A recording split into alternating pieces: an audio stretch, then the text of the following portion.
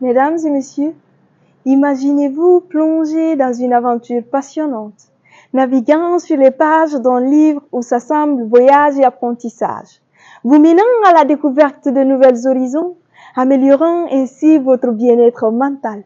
Une aventure aux bienfaits multiples, permettant de développer votre sens critique et votre vocabulaire. Un monde où la culture générale n'est plus un secret. Ceci étant, intéressons-nous à la culture générale. Elle est perçue comme l'ensemble des connaissances qui enrichissent l'esprit, affinent le goût et le sens critique selon le dictionnaire Larousse. Alors, est-il possible que les livres soient indispensables à la culture générale? Aussi surprenante que puisse paraître cette interrogation, il faut admettre que les livres, malgré les atouts qu'ils regorgent, ne sont pas indispensables à la culture générale.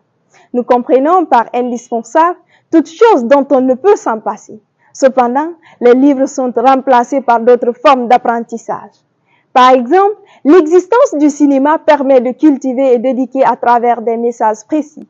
Le film de Soundiata Keita en est une illustration parfaite, car l'histoire est contée et adaptée à tous, lettrés ou non.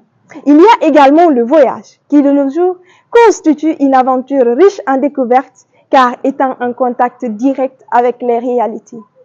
Ensuite, il y a la danse. Dans un monde en perpétuelle évolution, l'art de la danse est devenu un outil incontournable pour la connaissance des cultures que développe chaque peuple.